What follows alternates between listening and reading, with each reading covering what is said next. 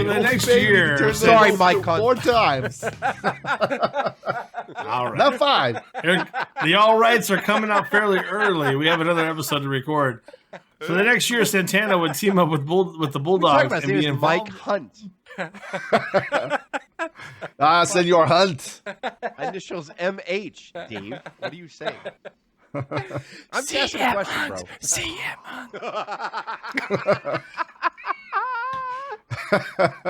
Hunt.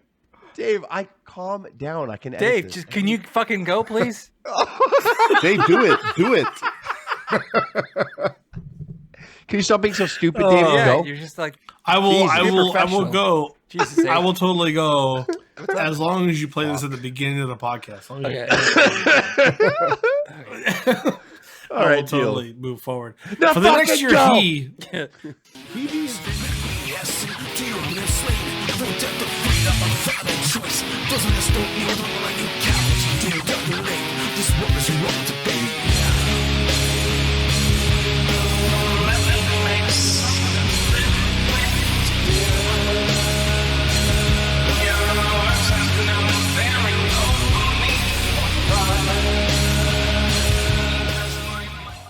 What's up, guys? Our wrestling podcast back at you with another episode. This is Dave Vicious along with Jess, the Total Package, Craig, the British Bulldog, the Nature Boy Joe, and Cuz is off this week, bringing you our perspective on the world of professional wrestling. No inside sources, no ties to the industry, just stories from the diehards, sharing opinions with you. Can someone feed me today's topic? No. David. It's Tito. I want you to listen right now. We're going to do a What Happened To episode, but we're going to do it on Tito Santana. Tito, don't call me Chico Santana. I kind of feel that I want to betray my own legacy rules, even though I'm not betraying my own legacy rules because it's What Happened To. I would love to do a legacy of Tito Santana, and I know we're not going to do that today. How about a celebration of career, Tito Santana? Yeah, like Tito Santana, like he's a guy that nobody talks about today. You know, there's a lot of Hall of Famers that WWE will just talk about constantly today, like Shawn Michaels, Triple H. Triple H isn't a Hall of Famer yet, but I mean, he kind of is with DX. He is with DX. They'll talk about a lot of Hall of Famers, like they'll parade Hogan and Flair out there, and when Hogan's not misbehaving and Flair's not between wives. So, they talk about, but a guy that is in the Hall of Fame and they don't talk about ever is Tito Santana. Craig, he was like the ultimate like worker for Vince. Like, obviously protected him. Yeah. And, as Jess was saying, like when we got into wrestling, just on like the tail end of like maybe Strike Force, and he went from Intercontinental Champ to like the tag team, upper mid card to a little bit lower. But like, man, you want to talk to someone that they trusted to open WrestleMania, to launch a tag team, to always be there. Tito Santana is one of like his most loyal guys in the 80s, and a guy who gets little respect. Like, you never hear any like stories of what an asshole he was or what he did. Like, it's only positive stuff. Like, a dude deserves like a legacy. Merced Solis, born May 10th, 1953, better known as the ring name of Tito Santana, is an American professional wrestler and middle school teacher, by the way. Which I love that he's still a middle school. I fucking love the fact that he's a educator and a middle school teacher. He looks like one. Like when I see pictures of him now, I'm like, of course with the how do I reach these kids? Yeah. I imagine him walking into class with those big like Arn Anderson like sunglasses, those 80s sunglasses, and still like doing the lesson like he's Tito with the mullet. All I have to say, guys, I remember myself in junior high, middle school, and if that person has the patience to teach those kids with those brain bubbles going on at that time, hats off to you. The epitome of patience must be Merced Solis or Tito Santana. Also, too, if you don't do your goddamn shit or whatever, you catch a flying forearm. I don't want to. Yeah, right in the face. Yeah, just he flies over. I don't know any other way about it. So you haven't had enough calcium. Your shin bone is not going to survive a figure four from Tito. It'll snap like a twig. And I don't care if you're 7th or 8th grade. Drink your milk. Do your drink your milk, Gabriel. Drink your milk. Solis attended West Texas State University, where he was a member of the Lambda Chi Alpha fraternity. He also played tight end for the West Texas State Buffaloes. The team was quarterbacked by future professional wrestler Tully Blanchard. Wow. who would introduce Solis to the world of professional wrestling. After graduating, Solis was signed by the Kansas City Chiefs, but was cut during training camp due to a poor performance in the 40-yard dash because of a twisted Achilles tendon 2 weeks before camp. Like, they can't figure that out back then. They can figure it out now, but By I a guess tendon, obviously baby. not back then. Yeah. Santana had stayed a babyface his entire career, but he's best known for his appearances with the World Wrestling Federation between 1979 and 1993, with the missing part of 1980 and returning in 1983. Santana was inducted into the WWE Hall of Fame class of 2004, long overdue, by the way. During his time in the WWF, Santana, despite being born and raised in Texas, was billed from Tocula, Mexico, which maybe misspelled reference to the city of Toluca. So there's no city wow. of Tocula. Yeah. It was just a made up, like, okay. Ventura Santana was right still all appears on the independent circuit today, by the way, which is pretty amazing. It's unbelievable. But let's just jump into the career real quick. After training under Hiro Matsuda and Bob Orton, Solis made his professional wrestling debut on February 23rd, 1977. I wasn't even born yet. For Championship Wrestling from Florida. Yeah. In January of 78, he moved on to the Mid-Atlantic Championship Wrestling, where he wrestled for a calendar year. I'm sorry to interrupt. Little known story. Hiro Matsuda posted his leg as Tito and broke it, and then He did not. Would you not stop? to come. No, that's what happened. Bobby, would you stop? Would you Bobby, stop? will you stop? And then he came back and just proved himself to come And he back. came out with his head shaved. Some people will get that reference. We'll see how many. And a and serious later on demeanor for YouTube wrestling. and Instagram. Yeah. Sorry.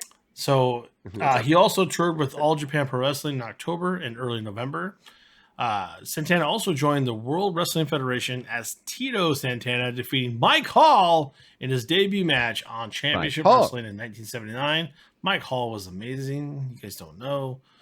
He teamed with Ivan Putski to defeat Johnny Valiant and Jerry Valiant for the World Tag Team Championship. Man, Vince, all these years I've been around, I've been searching now. Got a man I can depend on, a man that's got guts that'll go in there, fight with anybody, you know, and I'm glad he's my partner. Well, I know the feeling is mutual, is it not, Tito? It sure is. I'm honored. It's just, I really can't put it into words the way I feel about being his partner. And now what I got to do is I got to please my partner here. And together we're going to please the people, and we're going to work hard for the people, and we guarantee the people that we're going to represent them good, baby. Yeah.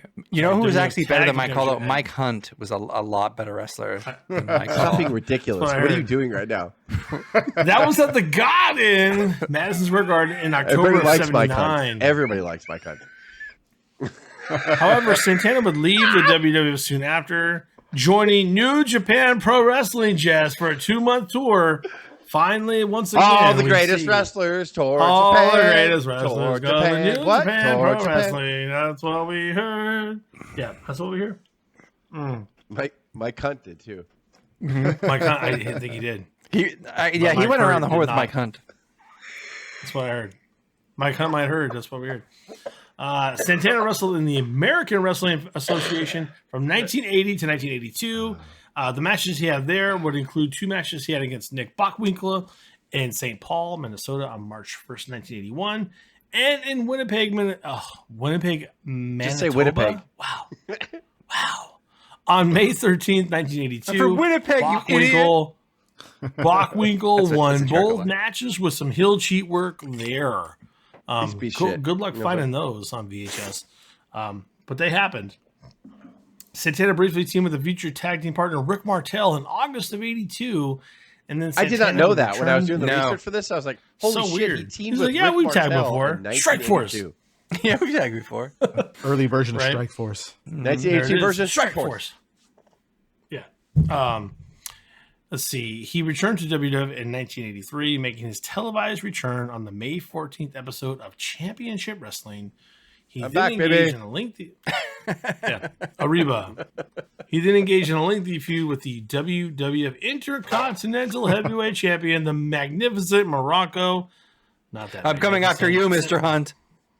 Whoa. Santana finally won that title of the chase in February 11th of 1984, becoming the first Mexican-American wrestler to win the Intercontinental Heavyweight Championship. That is a big deal.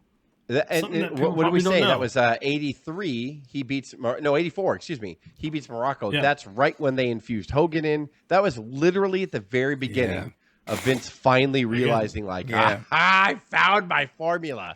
Like he just didn't know it yet. So Santana was the Intercontinental Champion during the time that Hogan beat the Sheik for the title, started his epic, climb to the ladder of professional wrestling, and Vince was changing the wrestling world. Tito Santana was the goddamn Intercontinental Champion, defeating Don Morocco, which is really cool. Dave's going to read on to one of my favorite feuds. Dave's going to read coming up here, and one of my favorite Intercontinental matches that nobody talks about coming up here.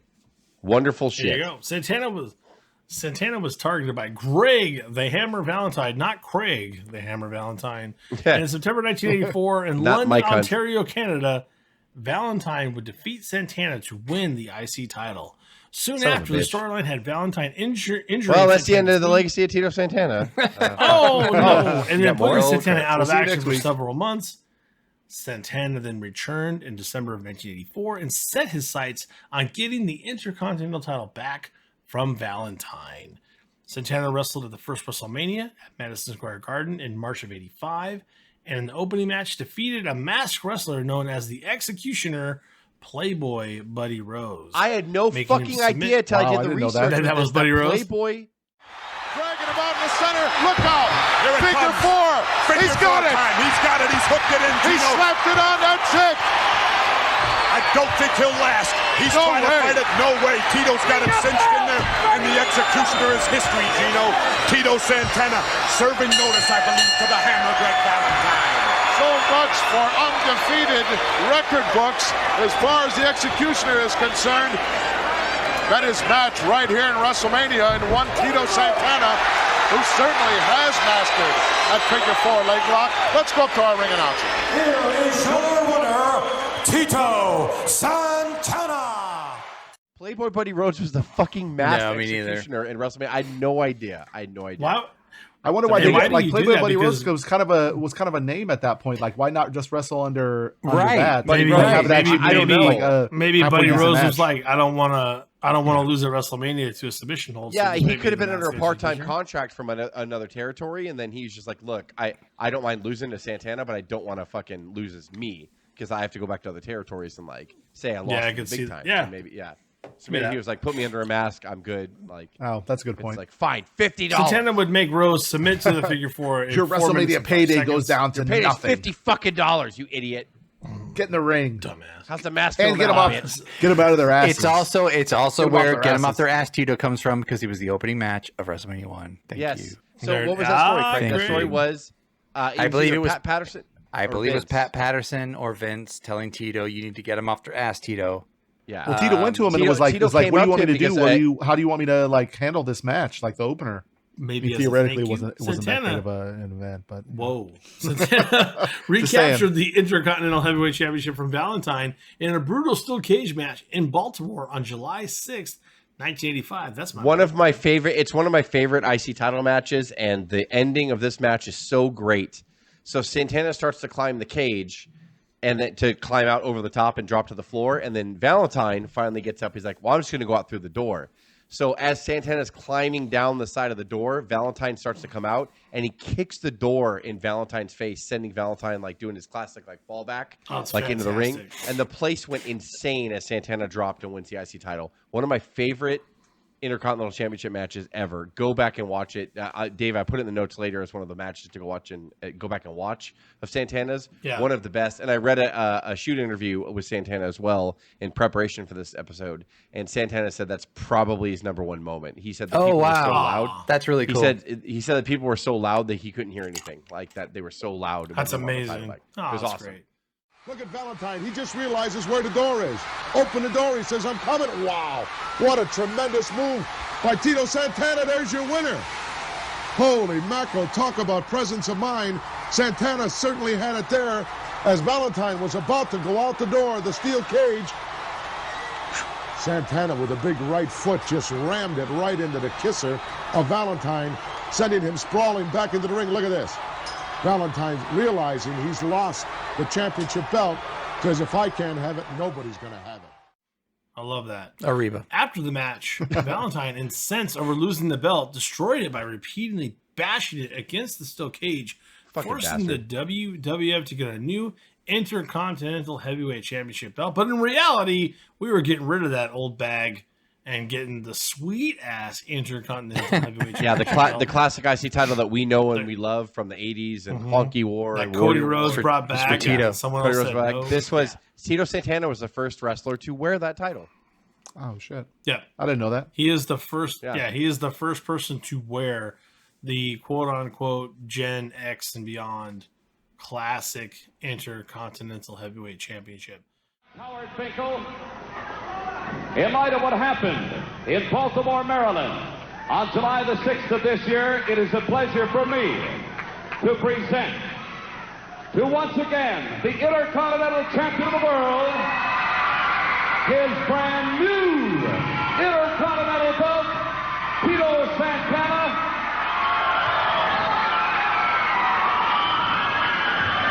Oh, that's beautiful. How about that? That's gorgeous. Ladies and gentlemen, once again, Intercontinental Champion of the World, Tito Santana, wear it proudly for many years. Really, really cool stuff. Again, just paving it forward. Santana would hold on to that title until February 8th of 1986, when he lost it to Macho Man Randy Savage at the Boston Garden after Savage knocked him out with a foreign object he had hidden in his tights that supposedly went unnoticed by referee Danny Davis. Danny Davis. A whole other story. Yeah. He gets his comeuppance about Another really good match to go back and watch too. Yeah. Yeah. I think I was talking to Joe. Absolutely. Was I talking to you, Joe, like a week ago? Like we were talking about in preparation for this episode. I think Joe said I forgot who Macho beat for the title, and it was Santana. Oh yeah. Oh, was it? Yeah, I can remember that. Yeah. Now look at it. What's he doing now, Jess? Look at Savage going down into his tights. He's got something in his hand. He missed it. He missed with it. Oh, look at this. Oh, he didn't miss that time. He drove that right into Santana's face. We got a new champion. I can't believe it. We got a new Intercontinental Champion, Look Monsoon. at that. He just threw it outside the ring, Jess. Whatever it was. He had something in his right hand. He threw it outside the ring. He being Santana would team up with the Bulldogs and be involved in mid-card feuds, such as Butch Reed on house shows. That sounds fun. Santana would also form the popular tag team Strikeforce with Canadian Rick Martel. They were great, man. They were great. They were great. I just little story about the Strike Force, by the way. So the Can-Am connection was Rick Martel and Tom Zink. However, Tom Zink came to a contract dispute with Vince, saying that he really felt that he was a bigger wrestler than a tag team wrestler, and that he should be put in the singles area. And Vince said, "That's not gonna no." So he left. He left. It was even a complete sentence. He was like, I like Pete. No, we're not doing that with you. So Tom Zink said, I would like to exercise my out clause, and he left right in the middle of their run. Can-Am Connection defeated Don Morocco and Bob Orton Jr. at WrestleMania 3. So the tag titles were going to be put on Tom Zink and Rick Martel as a Can-Am Connection. However, Zink leaves. They kind of freak out for a second, and Vince is like, well, Santana's not really What about that guy? Yeah, Santana wasn't figured into his singles plan, so he put him with Martel, who we just read earlier. They actually teamed before in '82, and Martel at this point, already a former AWA champion. They decided to put them together. Dave, go on, and they formed. Strike. We talk about Santana too being like that big, crest of the wave, all that kind of stuff. Martel's no slouch either. He was on top in some major territories. They had great bodies. They looked great together, like those white ties. Yeah. Oh yeah, it was a great put together. Those in white a salvage trunks situation, really did wonders for them. Well, it's funny how like as fans when we were kids, tight little buns and those white trunks. We look at Strikeforce and we go, no, that's perfect. It makes sense. Bodies. Oh my God, stop it! So unbelievable. Dave, but what I'm saying is, like, as kids, we look at Strikeforce like, oh yeah, that was meant to be, and it was actually a last minute kind of thrown together. See what happens. They've wrestled together before. Let's make this Tan work bodies because and Zink white decided trunks. to go. The original name was Tan Bodies Absolutely. and White Trunks, but then Vince is like, just do Strike Force. He's like, all right. It seems a little too on the nose. Tito had a sombrero on his right front.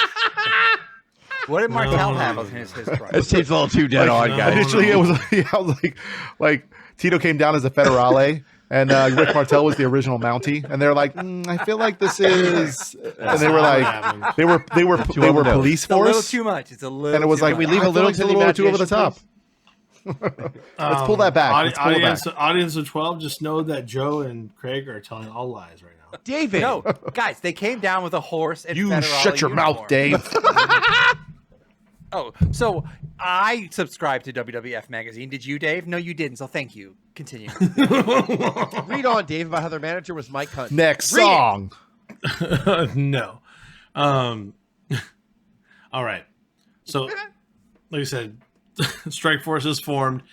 They, being Strike Force, defeat the Hart Foundation for the WWF Tag Team Championships on a televised edition of WWF Superstars of Wrestling when Martel made Jim Neidhart submit to a Boston Crab. Wow. I always knew that big. Jim was a strong part of that tag team.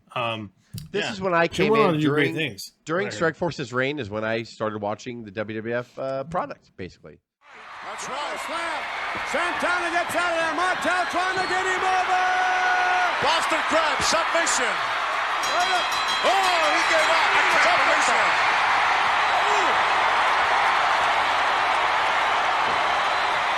The only thing I gotta say, it took a double team to do it. What's capacity crowd is electric. Look at this. There is jubilation here. Martel Santana apparently victorious. It will be officially called. We hear the decision. Here are your winners and new World Wrestling Federation Tag Team Champions, Strike Force. So that's what we were talking about earlier, is how we didn't really look at all the stuff that we've covered leading up to this about Santana. By the way, has already won one tag title leading up to this, 2 IC titles, and now he won his second tag team championship with Martel. Yeah. And again, no one's talking about As it. Strike called Force as held the those sexy titles for- tan guys. Whoa. Strike Force, Force held those excuse me. titles for 5 months before losing to Demolition at WrestleMania 4 due to a neck injury inflicted on Martel. That was totally kayfabe. Shortly after that loss, the team was inactive for several months. In reality, Martel was granted leave to tend to his wife, who was seriously ill. That's unfortunate. Immediately after the injury, Santana introduced a new tag team to the WWF, the Powers of Pain. I had no The fucking Barbarian. idea. So I'm doing research for this That goddamn he episode. introduced them. I do not remember Yeah. Santana introducing the Powers of Pain. I don't And remember being their that either. manager, Wait, what? I do not fucking remember this. This is at not all. true. Did not know that. Yeah. I don't remember So that. This the is a fever Barbarian dream. and the Warlord, 2 big muscled up wrestlers who he briefly managed. The Powers were introduced as mercenaries to help Martel and Santana gain revenge on Demolition for both that title loss and the injury to Martel. I don't Martel remember would any of return this. No. to the Rumble in '89 and reunite with Santana. However, Why in would the a WrestleMania 5 federale match- go in negotiations with the Powers of Pain? Oh my I god, don't what? know. That doesn't make Being any political. sense. Federales are like Yeah. independent. Thank you. Totally wouldn't. Yeah. Totally wouldn't bring in a The The warlord jurisdiction or a is, barbarian. is Mexico. It's not Rails. parts unknown. Yeah, we are talking about federale rails, Dave. Coming off the rails. All right. Rails, get back on them. However, in their WrestleMania 5 match against the Brainbusters of Tully Blanchard and Arn Anderson, we're going to hit on those guys pretty soon. Martel Probably not turned tonight, on but yeah, Santana. we definitely will. We'll get there. We'll get there.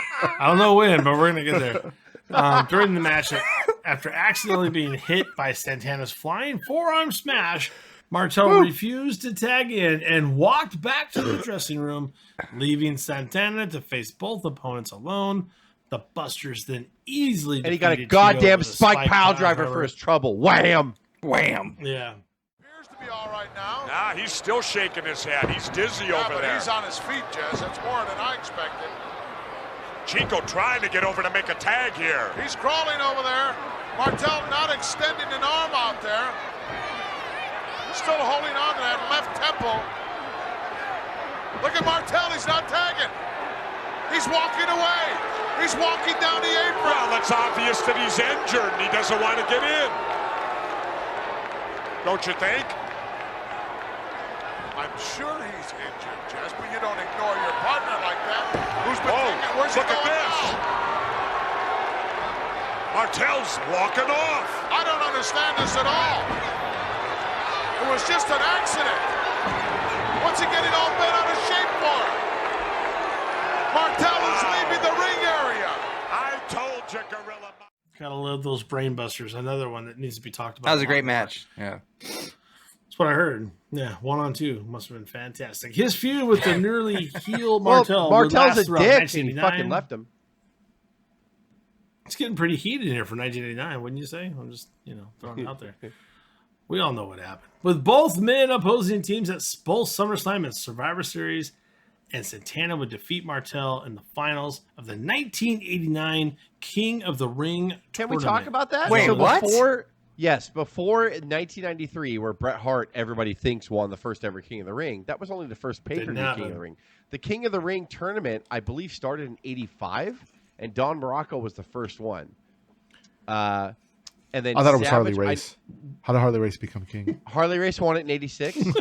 Oh, did he? No, I was it's just true. kidding. You're true. Harley Race won it in 86, and that's when he took on the name of the King. Morocco never took on the name. Morocco won it in 85. Harley Race won it in 86 and took on the name of the King. 87 was Savage. Yeah. 88 was DiBiase. 89 was Santana. And they skipped Wow. 90. Yeah, they skipped 90, and Brett won 91. And then they skipped 92, and then Brett won 93 on pay-per-view. So Brett was actually the only two-time King of the Ring winner, if I'm remembering history correctly. But Santana defeated Martel in the finals of basically a house show to win in the King of the Ring tournament. So add that to his... It got really big when Mabel won it. That was huge. That was when it really Stop it. Why are you doing this? Look at all these moments that Tito We've been on task all fucking episode, Dave, and you do your shit. Yeah. Fuck. I'm upset. I'm upset. Why are you talking about Mabel right now? God. Look at all these moments where Tito is just missing history, like King of the Ring, or not taking advantage of, or not the full push that he should for wearing the IC belt for the first time, or being the sex symbol in Strikeforce. Like, he's just missing everything, but he's a part of everything. Like, man, it's almost like he was just a couple years late on everything. Poor Tito. We're like, I mean, at that time in WWF, like, did he miss anything? I mean, the roster's crowded as fuck. The roster's crowded. They only got 2 belts and 1 tag title. Yeah. There's only so much for you to do. Like, and the fact that you're, like that during that time period, he continued to be like he did go from upper mid card to more mid card to eventually, in the early, we'll probably get to it. He goes to more of like a jobber for superstars. Like for mid card. He's like a jobber superstar. Sure. There's only so much you can do. What we would say is that, like, he went out and fulfilled his role every night. Like, he did a great job. Yeah. He always put in like 110%. He put Joe, on good matches with whoever he was put into. That's a great and point, he was a good worker. To your point, Joe, Tito felt fine about it. Tito never talked shit. Tito was like, he happy. never bitched. Like, that dude, I've never seen a shoot interview where that dude bitched, right? You got to think what a career. We're as a talking wrestler, about here. In that you're getting an awesome paycheck, and you're like, I'm working. We're talking about him coming back. He'll never say. He'll probably disagree that we're like, what happened to Tito, or Tito missed the mark, or Tito missed the crest of the wave. He'll probably like, no, I was there the whole ride and I had a great time. Yeah. But that's just his outlook on it. The most he was ever going to be was he was going to be the warm up guy for Hogan, and he was kind of that, but almost a little bit too early. He's too. That, you could if only you could have made him heel, then he would have wrestled Hogan. Let's be real. I don't think he ever went heel, did he? No, ever. No, never. No. Yeah, another. So he was like Hispanic Ricky Steamboat. He's total face. Community. Well, and I never said it earlier too. Like, after when Pedro Morales started to get older in like the mid 90s, or excuse me, mid 80s and a little early 80s. So Santana was like that next Latino heartthrob, and like he felt as when he was IC champion, when he was tag champion, Santana was supposed to be like that next Pedro Morales that came along for the guy. Latino community. Yeah, and he did so good. Santana was I mean, Yeah. we're gonna keep talking about it. He's so. I mean, he's really great. He did great. We just thought he could have done more. It was just the circumstance. That's really what it boils down to. Well, Joe makes a good point. I don't even know about that. Maybe Santana did everything he should have done. He was great. But there's some fun stuff before we get. Join us on Meta and on Twitter, fans. Whoa! I want to get into this one part that I think is fun. After the Ultimate Warrior won the WWF World Heavyweight Championship from Hulk Hogan at WrestleMania. Stop reading that slow. Just speed past this. He had to vacate the Intercontinental Heavyweight Championship. Santana took part in an 8-man tournament to name a new Intercontinental Champion. Santana would make it to the finals, but lose to Mr. Perfect, again pushing the young guys up. Santana, good kicks to the midsection. Perfect again. Wait a minute. No. 2. He's got it. Oh, no. He beat him with the wrestling move. Not breaking the rule once, McMahon. Not like Chico. The winner of this bout. I can't believe this.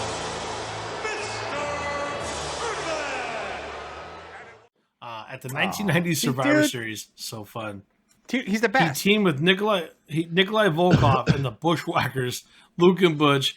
He was the winner and the sole survivor in the elimination style match against Slaughter, Boris Azugov, and the Orient Express, Sato, and Tanaka. Everything's fine. As a result, Santana advanced to the final elimination match, teaming with Hulk Hogan in the Ultimate Warrior against Martel, the $1 Million Man, Ted DiBiase, the Warlord. Everything's fine. Power and Glory, which is Hercules and Paul I Roma. remember being a fan. I remember being a fan back so then. Good. Actually, out of nowhere, I remember Santana's part of like the grand finale match with Hogan and the Warrior, and it was kind of cool. I truly believe. I used to thank you. I believe that it was Vince like saying, "Thank you. Here you go."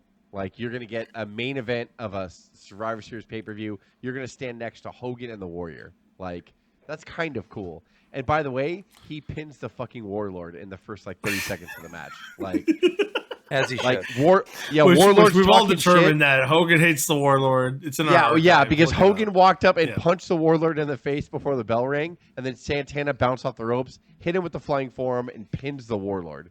Right in the first 30 seconds of the match. Santana, man. Santana. Awesome. Good shit. Yeah. And he got pinned by DiBiase. So good. It's fine. It's all good. We don't have to remember that. Everything's fine. Here's where we hit that backslide. For the first part of 91, Santana would be used as lower mid-card enhancement talent to put over the Mountie and others like that. In 91, Santana adopted a Spanish bullfighter gimmick as El Matador, returned to WWF there. His first match under this gimmick. I hated this. Right when they announced the gimmick of he El lost Matador, to Shawn Michaels in the opening bout. Yeah, I remember it was dumb. Yeah. WrestleMania 8 in the Hoosier Dome, he lost to Michaels there.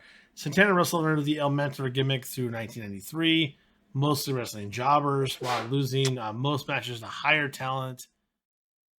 And I got up to get something out of my bag that overhead that I had to put a couple of rows back. And then when I did whatever I had to do in my bag, Sean was sitting on my seat, and I said, "Sean, that's the seat that I was sitting at." And the stewardess came over, and I told him, I said, "I got up," and he sat on my seat. So they made him get up, and he ended up sitting right behind me, 5D, and all of a sudden I hear him saying. He said, "Don't you ever talk to me that way again." And he said it twice, and I realized this. I said, "Are you talking to me?" I turned around and said, "Are you talking to me?" And he said, "Yeah." And I said, "Sean," I said, "I'll kick your butt." I said, "This is not a work."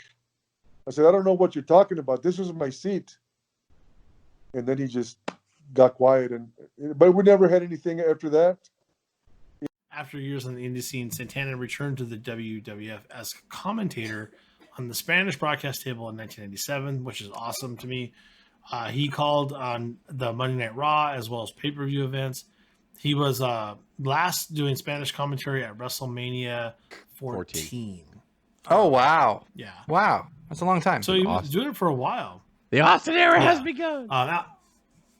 So outside the ring, while attending West Texas A&M, he was a member of Lambda Chi Alpha fraternity. We talked about that. He had been a Spanish teacher at Eisenhower Middle School in Roxbury Township, New Jersey, where he lives with his wife and their 3 sons. His wife operates a hair salon in New Jersey, at least until January of this year, which is probably still going on. He also teaches wrestling classes at the New Jersey-based Independent Wrestling Federation. That's super cool. He was also a phys ed teacher for Smalley Elementary School in Bound Brook, New Jersey. His autobiography, Tito Santana Tales from the Ring, was released in 2008. I've never read that. I need to read that. No, I need to too. I love wrestling biographies. Yeah. It's my greatest reads. I bet he's got some especially, stories. especially non-WWE produced ones. Yeah. He should write another one of the stuff that he didn't release. I bet he held stuff back. Nobody cares now. Just write it. We'll all read it. Mike Hunt and I rode miles down the road together. I'm sorry. Notable matches versus Greg Valentine in a steel cage match for the IC Championship on July 6th of 85. Yes. Versus Randy Savage in the IC Championship was a great match. Versus the Executioner at WrestleMania 1. Versus the Hart Foundation for the Tag Team Championship on November of 87. Santana and the Rockers versus the Fabulous Rougeau Brothers at SummerSlam. And I forgot to put this: the Fabulous Rougeau Brothers and Rick Martel in a 6-man at SummerSlam '89. Oh, there you go. Very fun. Very awesome. Yeah, I mean, I'm telling you, he had a great career. There's no doubt about it.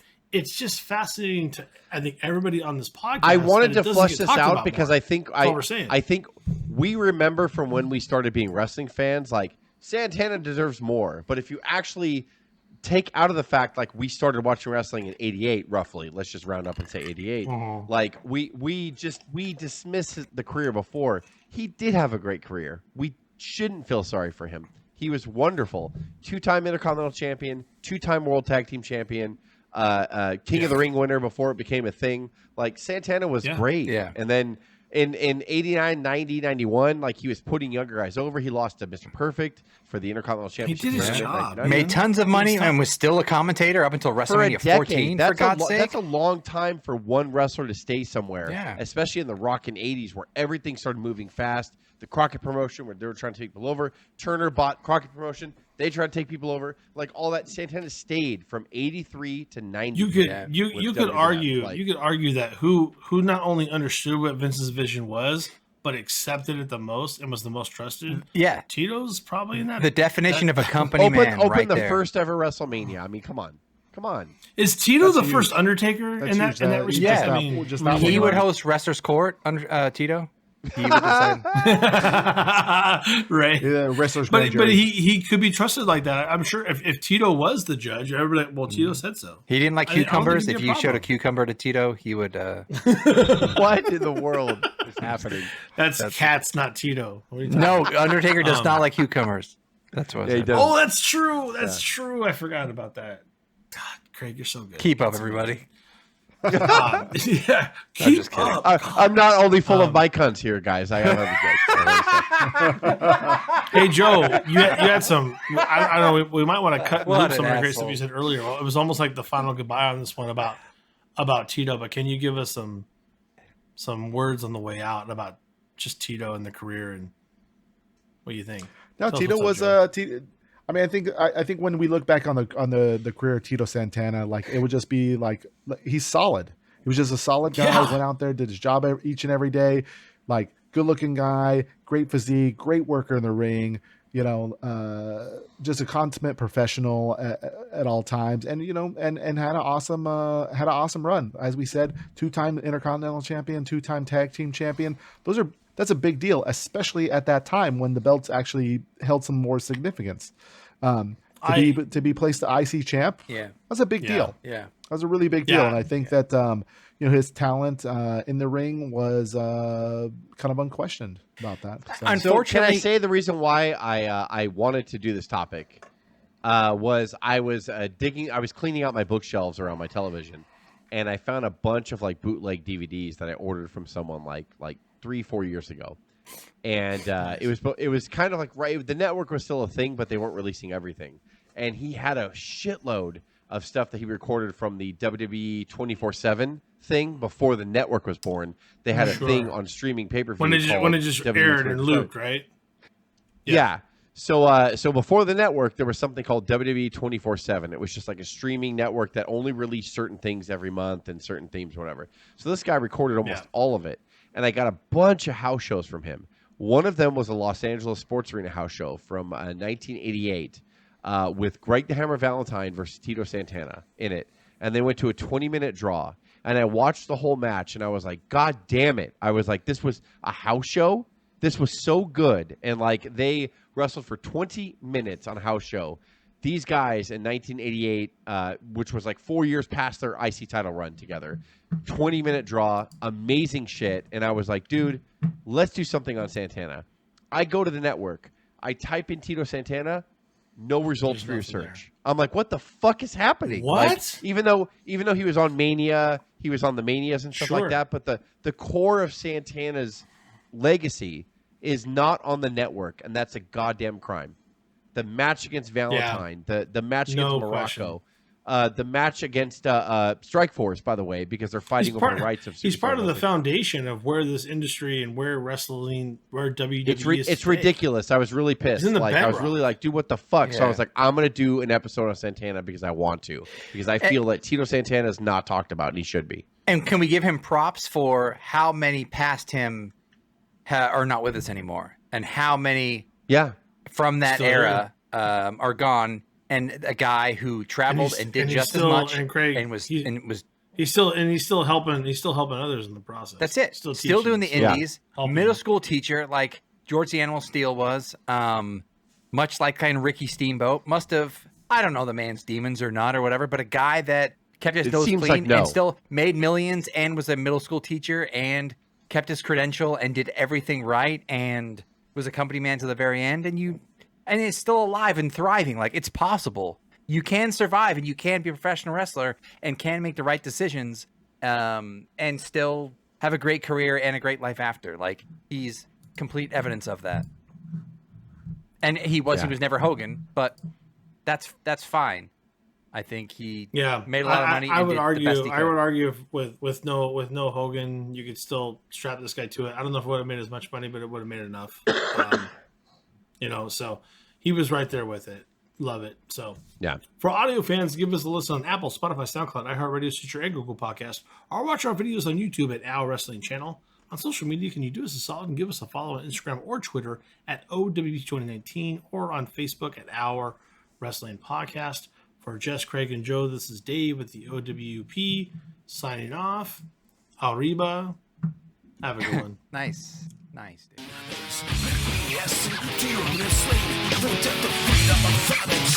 Doesn't